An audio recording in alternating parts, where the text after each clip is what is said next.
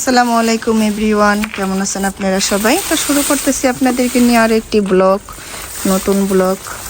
তো আজকে হচ্ছে বরাবরে তো গাছগুলো মইরে গেছে, তো আমি একটা গার্ডেন বয় নিছি, ওকে দিয়ে ক্লিন করাবো গাছগুলো, কারণ এগুলো আর বাঁচবো না, এগুলো আর খাওয়া চলবো না। তো ভিতরে ভিতরে যে করলাগুলো আছে সেগুলো রাখবো, আর গাছগুলো এগুলো সব ফালাই দিব।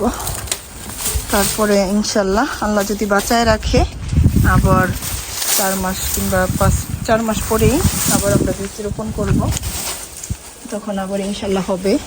আর এদেশে তো অনেক হয় সবজি। আর এই যে পেঁপে গাছগুলো এই তো দেখি নেই আমি, তো আজকে দেখলাম কি অবস্থা হয়ে গেছে। পেঁপে গাছের পাতাতেও একটু আইস পড়ছে, তো এগুলো দেখি ঢাইকা দিব। এই যে পেঁপে গাছের মরে গেছে, তো ভিতরে এগুলো আবার আছে, এখনো বাচ্চা আছে। তো এগুলো আবার গ্রিন হাউজের মতো কইরা দিলে এটা ভালো থাকবো, অ্যাটলিস্ট মরবো না। আর এই তো একদিনের বরাবরে কি অবস্থা দেখেন, সব গাছ গেছে গা মইরা। এই যে এরকম বরাবরা একদিনে এরকম গাছগুলো সব মইরা যায়, সিদ্ধ হয়ে যায়।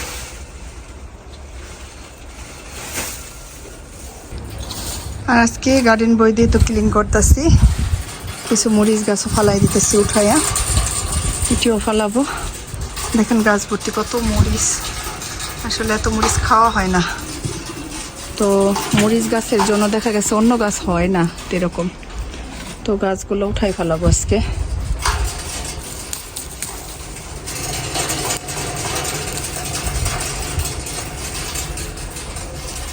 এটা হলো কালো মরিচ গাছ, মরিচটা অনেক ঝাল।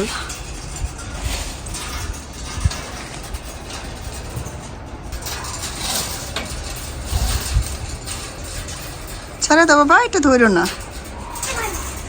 তো এই বড় মরিচ গাছটাকে উঠাই ফেলবো আজকে। তো এটা এত বড়, ও এটা অনেক কষ্ট করে উঠাইতেছে।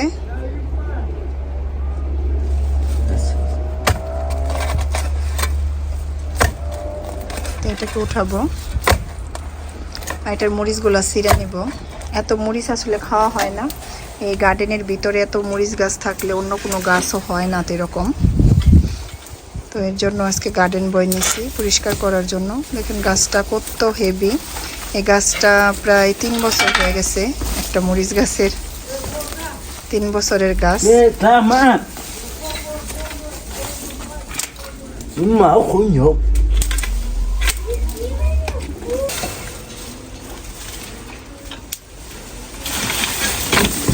Put it that side, Boja.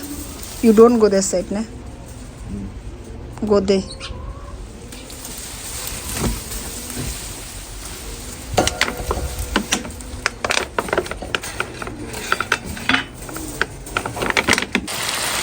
আর বাহিরে তো দেখাইলাম আপনাদের একদিনের বরাবরে সাউথ আফ্রিকায় কীভাবে গাছগুলো মরে যায়।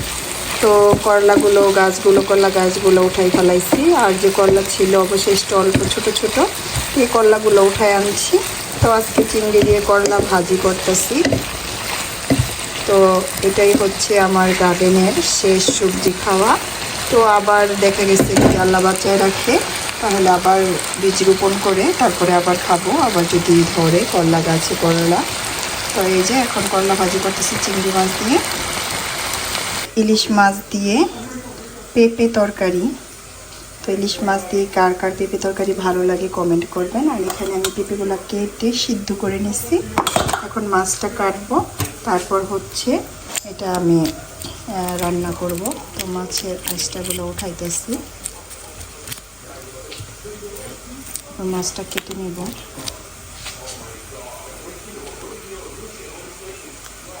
আর এখানে মাছটা আমি সিদ্ধ করে নিছি হলুদ, মরিচ, জিরা, ধনিয়া দিয়া।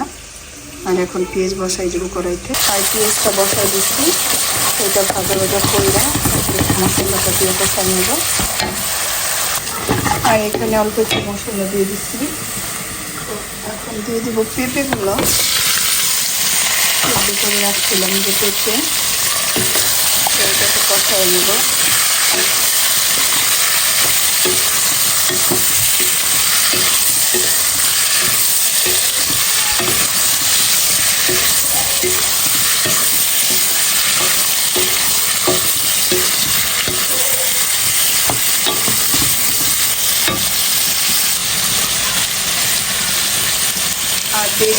মাছ সিদ্ধ করে রাখছিলাম, তো মাছগুলো দিয়ে দেবো এখন। কারণ পেঁপেও সিদ্ধ করা, তরকারিটা বেশিক্ষণ অনেক জাল দিতে হবে না।